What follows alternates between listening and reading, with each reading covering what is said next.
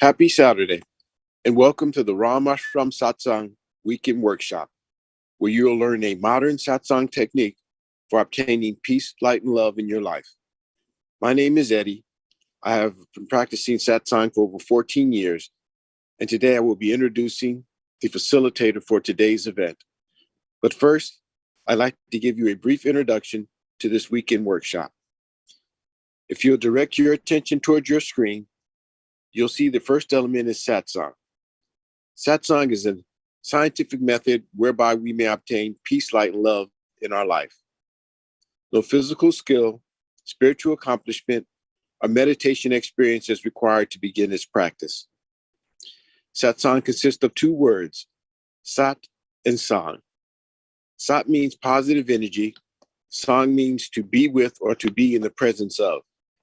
Therefore, the word Satsang means to be in the presence of positive energy. The next element is meditation. Meditation is an important element of Satsang. When we meditate, we withdraw our consciousness from worldly objects and direct it inwards to focus on a single thought. In doing so, our minds become calm and our thoughts become pure, thereby allowing us to obtain higher states of consciousness, such as enlightenment, peace, light, and love. Inner orientation. There are two types of Satsang, outer Satsang and inner Satsang. An example of outer Satsang would be chanting or attending pilgrimages. Each time we practice outer Satsang, we have the potential to change our behavior. But only through the practice of inner Satsang can we obtain higher states of consciousness, such as enlightenment, peace, light, and love. The Satsang that you will learn today is an inner Satsang, where we meditate in silence. Group session. These weekend workshops are structured for group participation. Each time we meditate as a group, our focus is improved and our personal progress along our spiritual path is expedited. By regularly attending these weekend workshops, the benefits of group participation are amplified. Joy and inner happiness. All beings wish to experience joy. Joy is the eternal longing of the soul. But only through the practice of inner Satsang can we obtain a joyous state. Each time we practice Satsang, our inner happiness gradually increases, ultimately culminating in a state of joy, which we experience 24 hours a day, 7 days a week. The agenda for today consists of 3 sessions: the informative session, the practice session, and the interactive session. During the informative session, a lecture will be given about a Satsang topic, the founder, or some relevant spiritual topic. During the practice session, you'll receive instruction on how to meditate, followed by a period of practice. During the interactive session, you have the opportunity to ask questions, or there'll be a panel discussion. And now, I'd like to introduce the facilitator for today's event. He has over 40 years of Satsang experience. He's the grandson of Guru Maharaj, who is the founder of Ramashram Satsang. He was born into a Satsang family where he experienced his family members obtain states of enlightenment and lead lives of peace, light, and love. At an early age, he began traveling throughout India, conducting satsangs as part of the mission. Upon arriving here in the United States, both he and his wife continued to conduct satsang for local satsangees. Since that time, he has led teams of satsang members in translating important satsang literature into English. He has worked tirelessly to bring satsang to both Western and English-speaking audiences. He currently travels throughout India and the United States, conducting satsangs while maintaining his duties as a husband, a father, and an IT executive. Today, he will teach us a modern satsang technique as taught by Guru Maharaj. Please join me in welcoming Mr. Sanjeev Kumarji, who could not be with us live today, but has left us a videotape message followed by instructions on how to meditate. Please enjoy.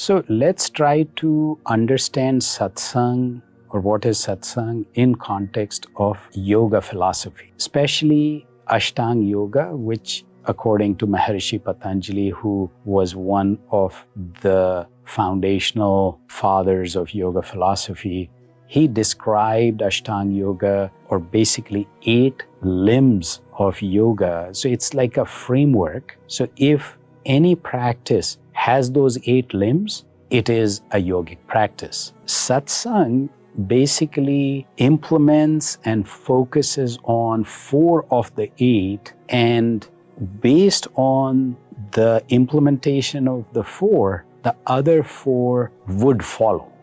So it is a yogic practice, but it's almost like upside down approach from the traditional yoga philosophy where asanas and pranayams or physical exercises and breathing exercises are foundational elements. A lot of time and effort goes into that. Yam and niyam, which are 5 traits to have and 5 traits to give up, and basically the rules of the road are established. A lot of time goes in trying to implement those 4, and very less effort and time is left to do the more meditative and inward-oriented practices are also part of the Ashtanga Yoga, which is Pratyahar, Dharana, Dhyan, and Samadhi.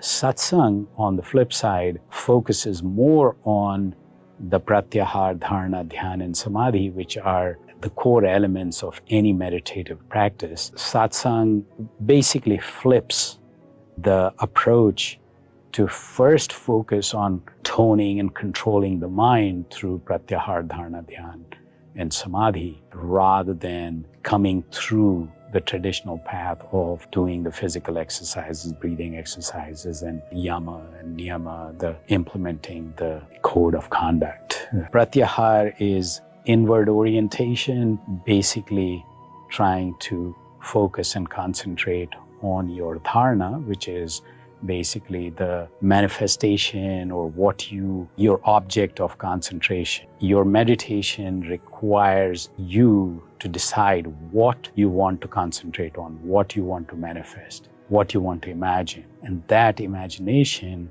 becomes more real, or that manifestation is where you want to go deeper into your meditative practice. So dhyan is the actual deeper meditation on your object of concentration, and samadhi is when you achieve oneness or you achieve that object of concentration, your manifestation. So what you wanted to manifest now is manifested in terms of, that's when it's referred to as samadhi. So samadhi is also the state of higher consciousness that is achieved through the meditation. Inward orientation, concentration, meditation, and resulting higher consciousness. Those are the 4 limbs of Ashtanga Yoga, which are integral part of the satsang philosophy, satsang approach, as Guru Maharaj described it.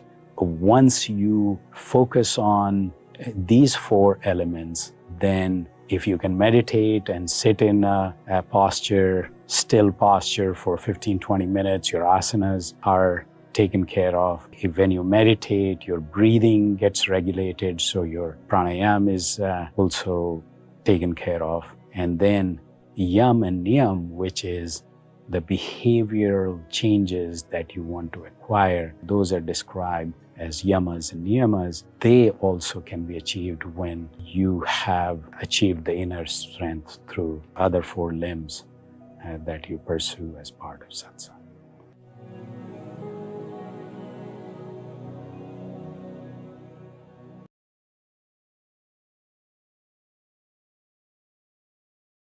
Happy Saturday. Welcome, everyone.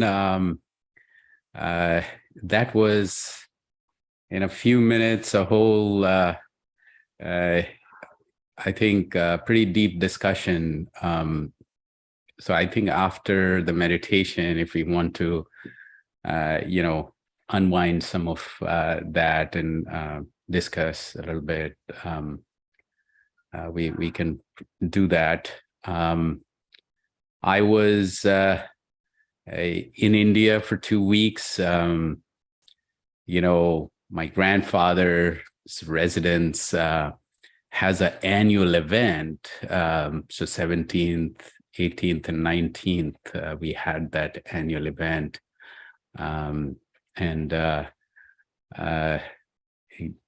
Believe it or not, it's like over 10,000 people. So I always say, like, I go to India, I meet more people than I would meet here in US in the whole year, in those 2-3 days. It's always very spiritual. When thousands of people sit in silence, it's hard to describe. It's very hard to describe. Imagine, like, few people gather, it becomes very noisy, and a lot of crisscross of thoughts. And when thousands of people sit in silence and try to refrain from having any thought waves disturb that peace, is the energy, I think just that positively charged environment is phenomenal in terms of the impact it has on you. So I always try to go to those events, and there are plenty of those throughout the year. So question always becomes, like, which one I would go to and which one I have to miss. But as always, I like these sessions a lot more than anything else. It's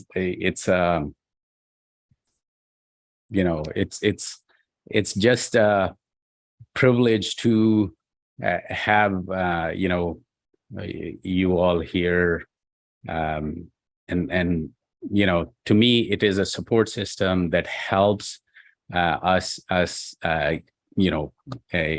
kind of lift ourselves to the higher ground. One thing that so I'm kind of thinking, like, I think I'll revisit the worry and anxiety. I think before I left for India, we had a session where we talked about how satsang is designed in a fairly deep way to address the biggest challenge, according to my grandfather, the biggest challenge to our internal peace is worry and anxiety. And that, as it's pretty evident that worry and anxiety is becoming deeper and deeper and more prevalent in the cultures throughout the world now. And how satsang tackles that at multiple levels. So I was, there is a 7-volume book that Guru Maharaj wrote, and he dedicated one chapter to the mysteries of peace, and there he unwinds, what is peace, and then how worry and anxiety becomes the number one challenge. And then he goes and describes, like, how 6 or 7 different ways you can tackle that. And all that in some way, shape, or form is integrated into this approach. Yeah. And so I think if we look at the yoga philosophy, it's a framework. So a lot of different variations exist. But what Maharishi Patanjali talked about is like, if any method that has these 8 limbs, then that body would become a yogic practice.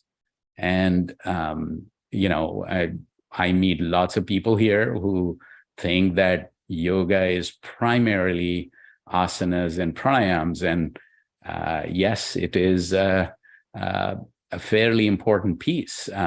But as this video describes, Guru Maharaj's view was that, so there is a bottom-up approach, there is a top-down approach, and then there is the middle of the road, which he took, where he started, so what we will,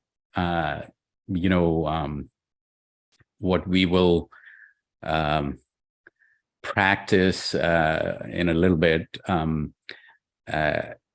is basically, like, when I describe, I'll refer how inward orientation, manifestation, or the object of concentration, and when you go into deeper meditation and the resultant higher consciousness, those 4 limbs of a yogic practice is what satsang is. So what happened was, I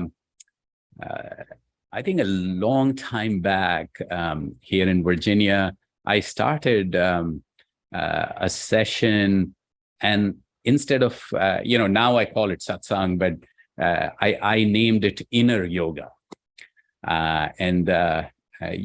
Yuan, can you bring that inner yoga slide? So I called it inner yoga. A couple of people who came with the yoga mats, I said, no, it doesn't focus. Oh no, not this one. Okay, maybe we don't have. It's okay. We'll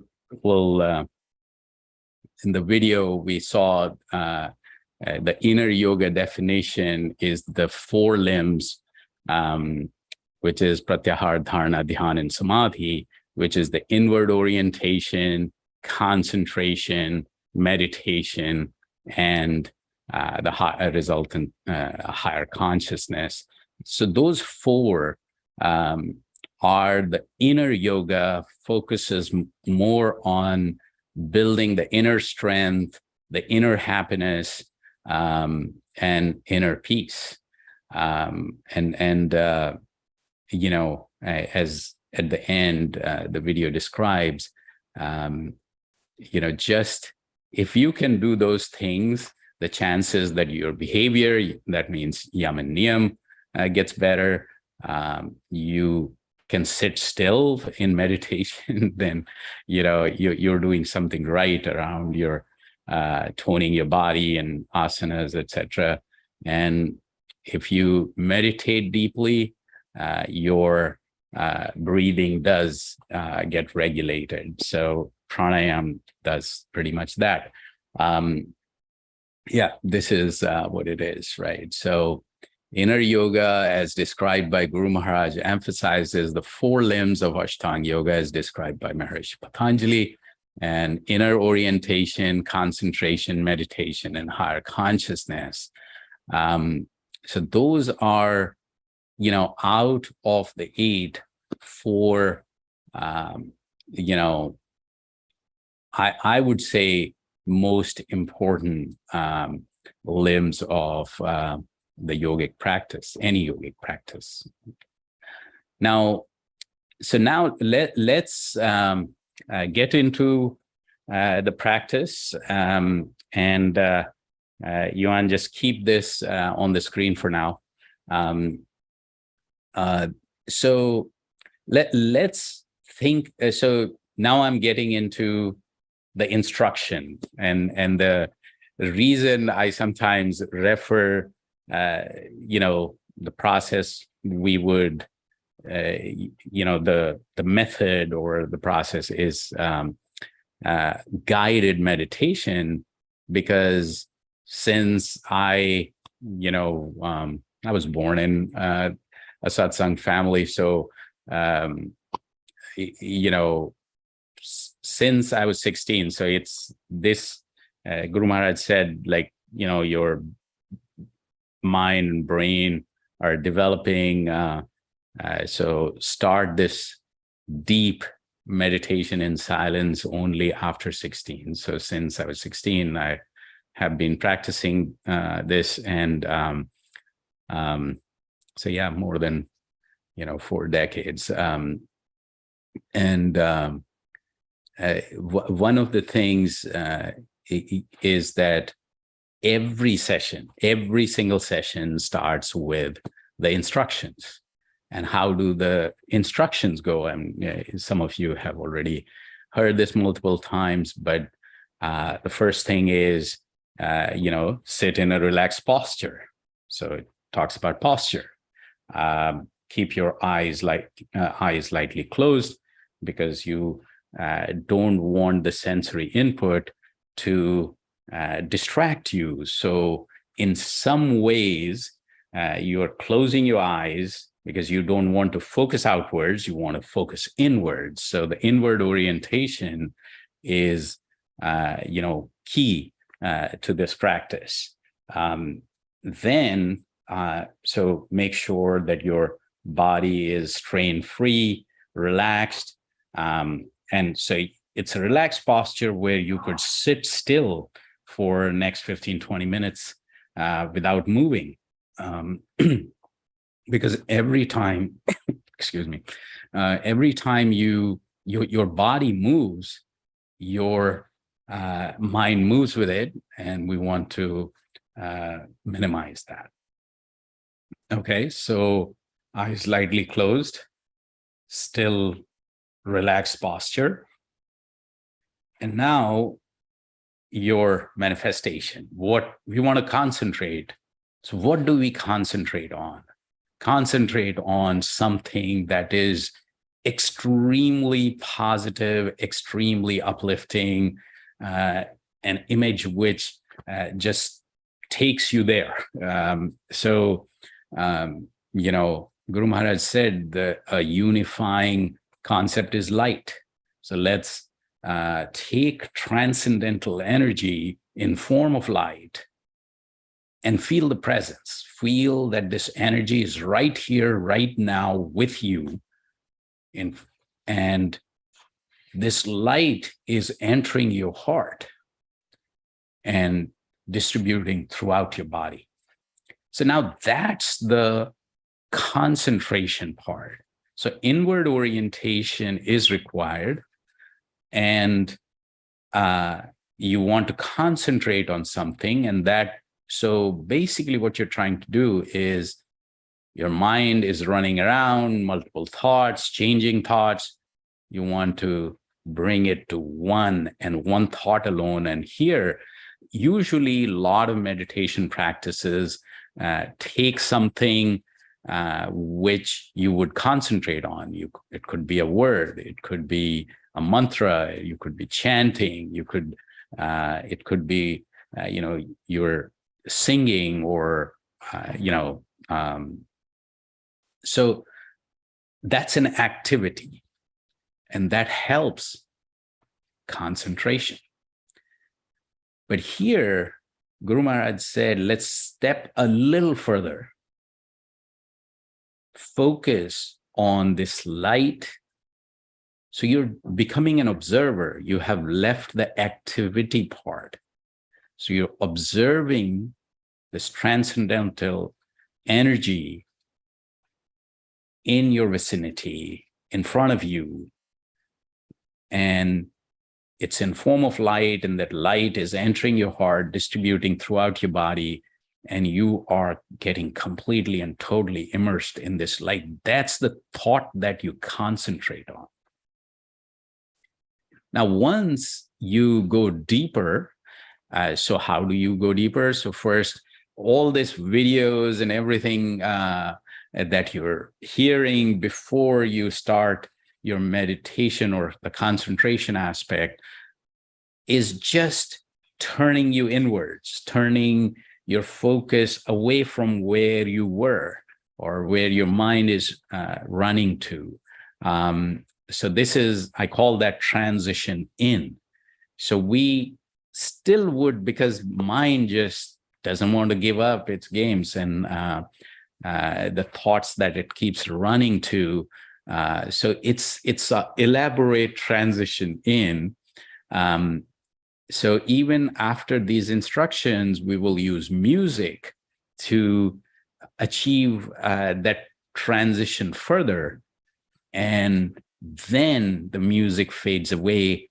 And the expectation is that you go into deep meditation through this transition in process. So anyway, the idea is that if we are not in the deep silent, so silence is not just external, it has to become internal as well. But every time we realize, so in deep meditation, there is no thought, there is no, sometimes you will forget who I am, where I am, what's going on, et cetera, et cetera. That Maharishi Patanjali talks about as dhyan, which is deep meditation. Anything before that is just, our effort to concentrate. So every time you realize that your mind has wandered away, you bring it back to this thought that you are in the presence of this transcendental energy and in form of light, and it's entering your heart and distributing throughout your body, and you are becoming one with this light. So this bringing back process is also in inward orientation or pratyahara. So bringing it back, concentrating on this thought and this thought alone, that you are in presence of this transcendental energy in form of light that's entering your heart, distributing throughout your body, and you're becoming one with this light. So those two, inward orientation and concentration, are the key aspects of the instruction.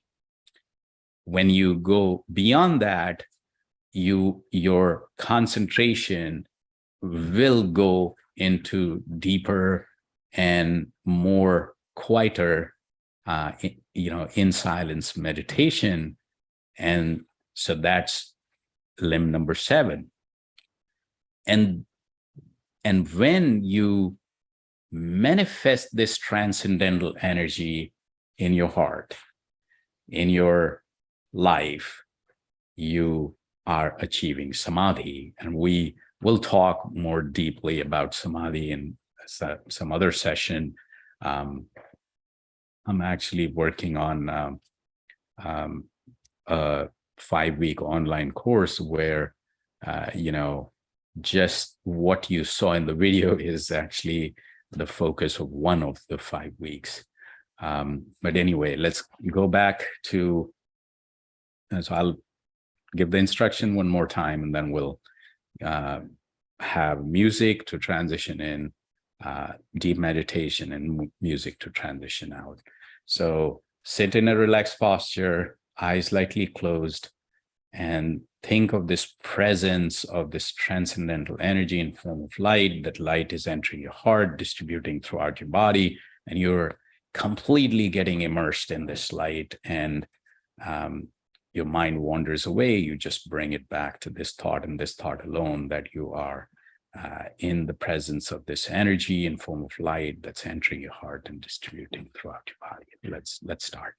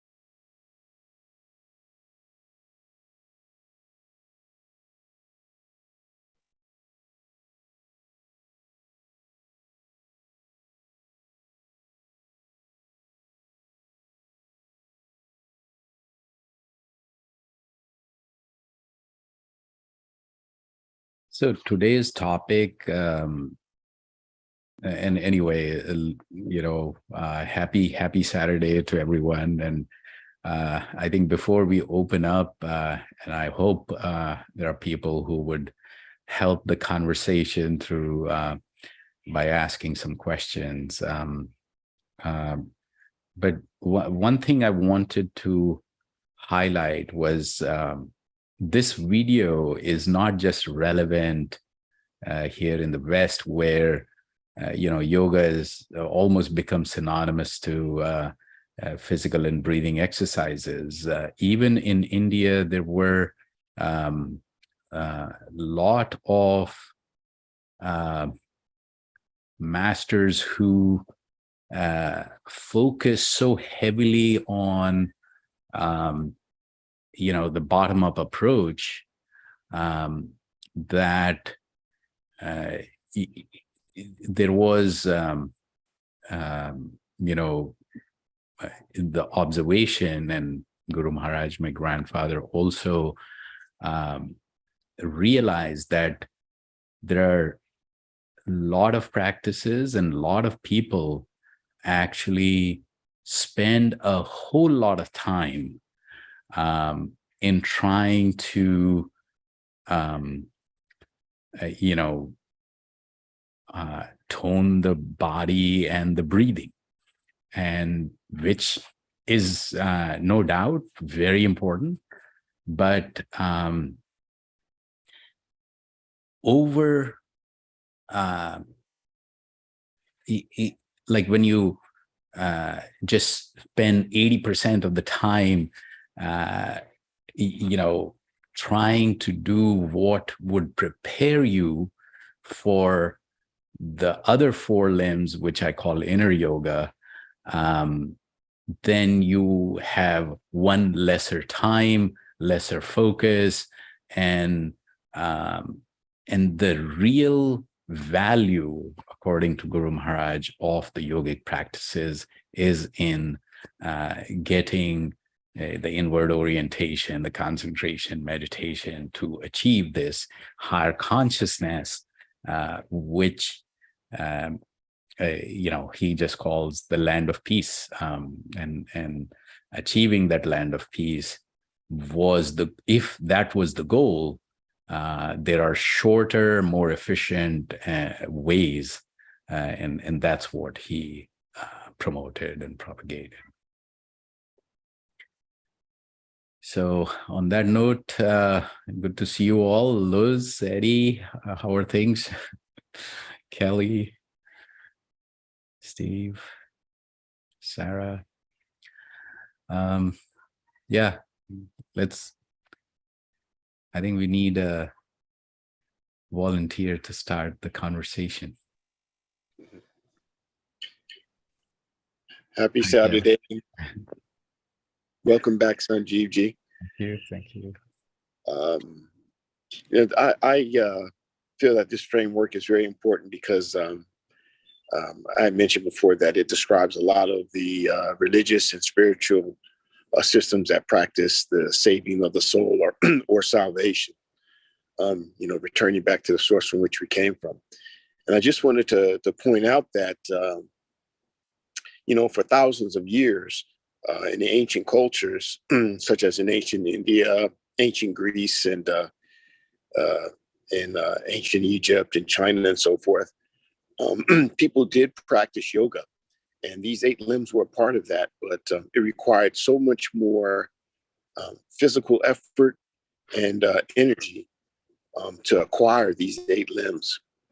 And us modern people living in this day, we don't have that same toughness.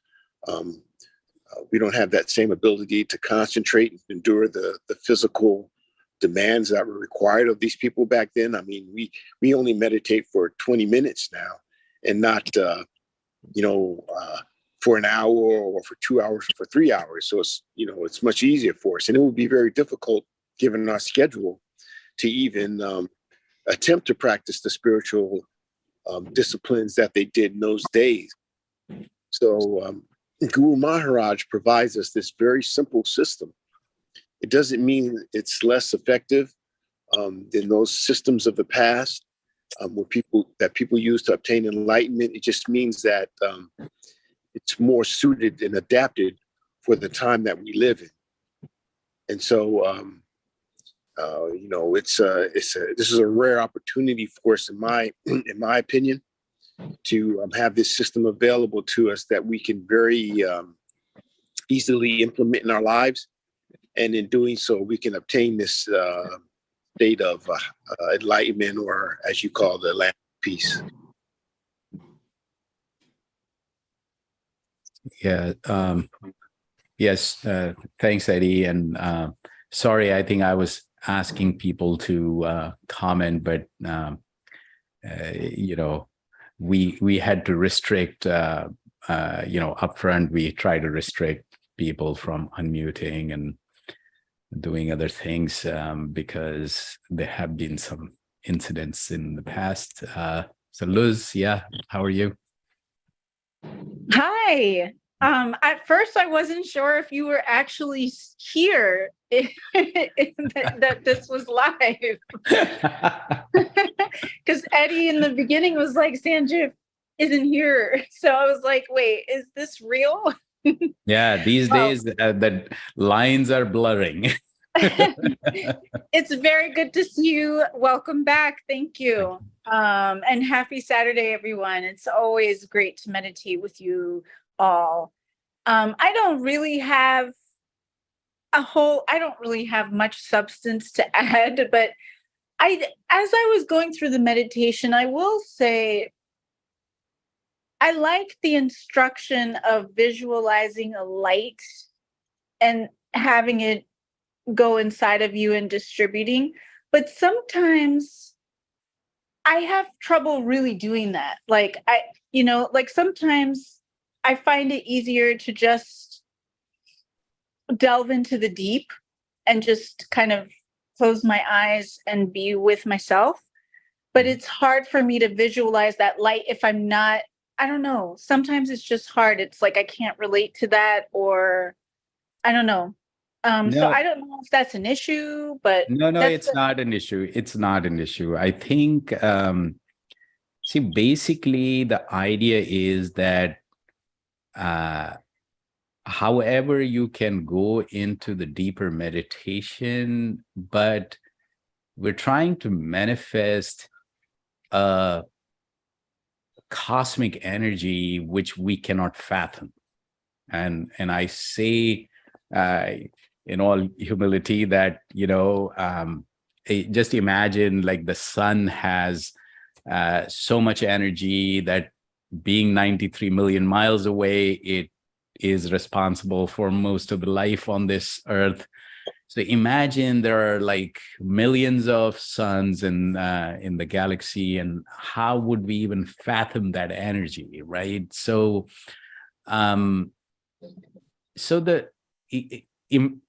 Liz, interestingly, for some reason, I was thinking about that during the meditation. Whenever, sometimes you just cannot be in deep silence all the time, and the thought that came to me is like, why are we not able to go into deeper meditation every time we sit in meditation or every time we try? And for some reason, what came to me was that think about sleep. And the more effort you make to sleep while trying to sleep would not help. However, there are some rules of the road that have been established. Nice, comfortable bed, lights dimmed or, as dark as you can make the room, temperature, et cetera, right?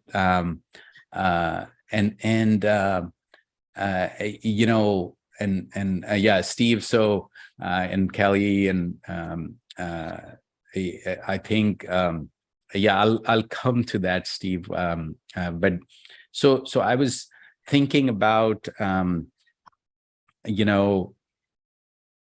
the rules of the road have been established. You have done some preparation. because of that, as soon as you kind of get in that mode, you go to sleep, right? Effortlessly most of the time, but that's not the case for a lot of people. Oh, so I drank too much coffee, or wasn't tired enough, or something like that, which affects our sleep. And so here, what I'm saying is that if you follow a few rules of the road, and then just it's not to make too much effort, it's just let it effortlessly get there, in the sense that so far as we are manifesting or feeling the presence of this enormously charged energy that is, we feel that presence, we feel that this is the energy that will give us inner strength, inner light, inner happiness, then we're good. So, a lot of people ask that question. The way I think about this is that I don't have to make any effort to visualize, because it's not visualizing. And interestingly, you see me in the light. Without the light, you would not be able to see. You don't see the light, you're seeing, things in that light. So there is, we say that you see this light entering your heart. It's a very conceptual thing, which is just that concept, this thought of light is, a very unifying concept, very uplifting, very positive, and it, in a way, transcends a lot of material things you could manifest. So, and it, what Guru Maharaj realized is that it actually takes you into really deep meditation. So that's the whole idea here. Thank you, Sanjeev. Sure thing. And Steve, okay, busy lifestyle. I have work, 3 kids. Yep, I can relate to that. Find time to practice yoga and meditation. This is all new to me, but I have enjoyed the process of learning more and thinking about how to apply what is learned. When I think of light, I simply think of all positivity that I have experienced in life. Meditation simply helps me to let go of any anxiety, negativity, and worry. Yeah, absolutely. I think well said. Now, the busy lifestyle, so it's like, and pardon me for saying this, I don't read too much into it. I'm just thinking aloud here. It's, you should not, and you probably wouldn't, stop taking a shower because you're too busy. And if you do, the consequences will be pretty obvious pretty soon. So I think we need to apply the same principle in our lives, that our inner cleansing happens through a process like this. And take 5 minutes, take maybe 15 minutes a week even, but some consistency, some depth, and ideally, yeah, which may not work for a lot of people, including me, that you spend half an hour in the morning, half an hour in the evening, you energize before you go into your work and other things that you do through the day, and you come back in the evening, or at the end of the day, take a shower again, cleanse your inner self, strengthen it, refresh it, energize it, however you want to look at it. Yeah. And Elizabeth, happy Saturday. From a personal note, I have never felt more relaxed, peaceful compared with making sure I am in the correct yoga position in the other forms. Truly enjoyed this and will look into this further. Awesome. So Shantae, you wanted to say something? Or, I was going to comment on the video, like for me, my journey towards meditation was I started out with the yoga poses because I needed that for, I felt that for health reasons. Yep. But then I slowly found that I felt so good mentally that I started, it put me towards this area. So I wasn't even thinking about spirituality when I first started out. I was doing more for the physical, mental health issue reasons, and then slowly with yoga poses, you're doing some breathing, and that brings some mental benefit. And I found that I then went towards doing more breathing exercises, and it's only after a few years of practicing yoga, the physical form, that I've actually wanted to do even the meditation. So it kind of helped me in that way. Yeah. No, and your story is not, I mean, that is fairly common, that happens. And I mean, I would say, actually, I used to do yoga exercises and pranayams, and I have restarted with a very, very good,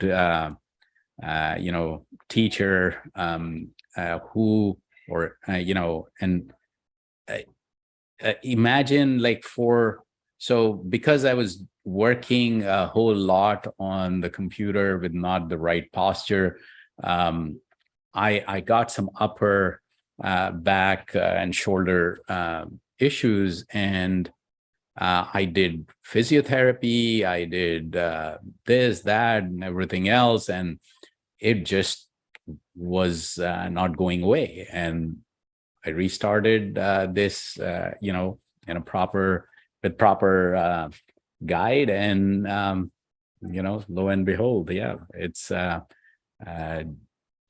pretty quickly disappeared. So,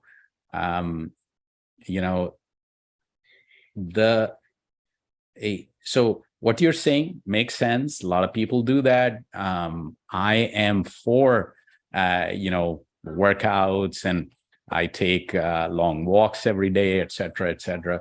But I think if the goal is, when we become aware of, the goal to be at peace, have deep and enduring and plentiful, or having the way I call the target state of light, which is knowledge, light, love, and peace in abundance.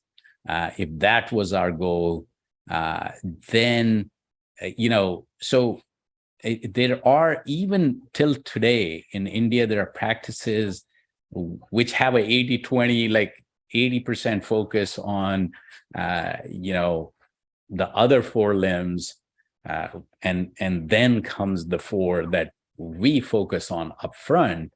So they, Guru Maharaj observed things, and he said, if you do this in lesser time, you will gain a lot more. And he was of the opinion that the advantages you get by practicing the other four foundational limbs, you will get here as well. And those are not to be ignored. And yeah, so anyway, but yeah, thanks for the comment there. So we are at almost 15 after. So before we wrap up, any other questions, comments, or observations? I have a question. Yeah. When does the satsang will help me relax my stress and reduce my anxiety? Absolutely. Yeah. Yeah. This process is designed to address the way we are feeling, the way we behave, and things associated with that. So one of the benefits that you will see pretty soon is it affects the behavior positively, as well as the worry and anxiety. Worry and anxiety, it's like it takes a little bit of time, but if you create a consistent practice and continue to work on this, pretty soon you will see the changes, yeah, and the benefits.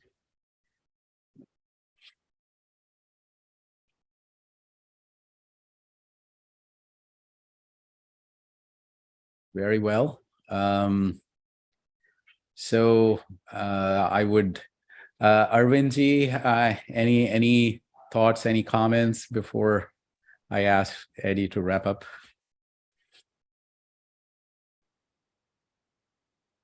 Yeah, and hello to everyone. All I wanted to say was I consider myself so very fortunate that you've given us the opportunity to experience Param Puja Guru Maharaj's grace and blessings and bliss and light. The peace is indescribable that this brings. So thank you. Sure thing. So, so Wayne, Beth, Sarah, Lynn, any, just saying hi. Hi, can I say one thing? Yeah, sure. I'm Sarah. Hi. Yeah. I actually, yes, thank you, Arvind. It's just this golden, delicious, everything flowing. And I can only take about 5 minutes of it. And then I cut out and I went to my chess app because it was just too much. So I was wondering if that's common. I think just as Eddie was talking about disembodiment, I'm very athletic, but my body is a machine. I don't really sense things. So if for years and years and years, is that common? And do you develop a tolerance for joy, to be able to tolerate it? Now that, every time somebody asks or comments and, something triggers. So my father actually gave a very good example, which I haven't talked about in some time. So it took me there. So he said, think about a glass of wine, right? And you put it upside down, right? And whatever you pour, nothing is held in the glass, right? Because it's upside down. So he says, the process of satsang or process of yogic practices and other meditative practices is that it turns your mind or your inner self turning the glass of wine.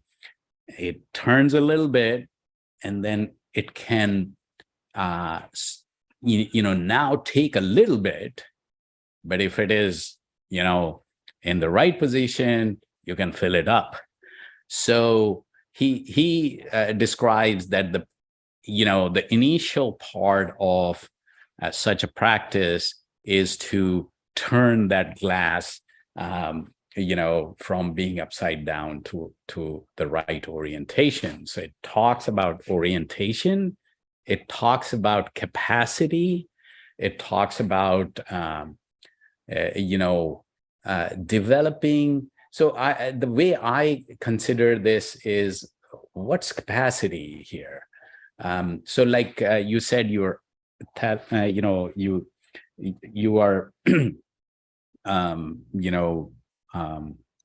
you believe in strengthening your body and athletic and all that. So think about, initially when you start, you don't have all that endurance, but then it builds up, right? That's the capacity that you're building. So same way, interestingly, the joy that you can hold, the joy that you can store, like another example that my father gave once was of a solar cell. So when the sun is out, the energy is stored, and when the sun is not there anymore, that energy is utilized to light something up, etc. So that's the capability that we need to develop to store the energy. So it is the practice helps, yes. So it builds that endurance and capacity and energy. Thank you so much. Very helpful analogies. And thank you for today. It's how interesting. I mean, my father was a professor in chemistry, and the way he used to give examples was just phenomenal. It just you suddenly start, relating to those things in quite different ways. Yeah. So Wayne, you wanted to say something? Just wanted to make sure I let you know that I appreciate today's meditation. I'm fairly new to this type of meditation. I usually go with Mahayana meditation. But this has been very helpful, and I think I shall pursue it further. Thank you very much. Yeah, thanks, Wayne. And to me, there are so many. We have different personalities, and hence we need different methods and different approaches.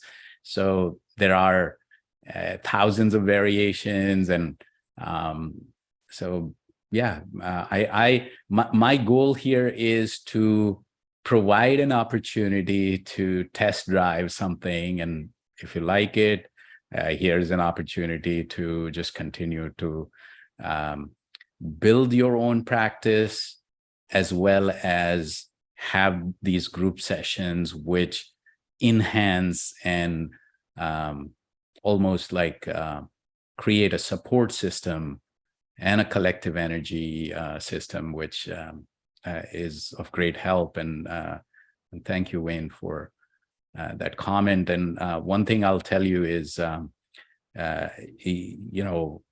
a lot of different contexts, I say this, but my practice, if or wherever I am in it, is so deeply because of the group sessions.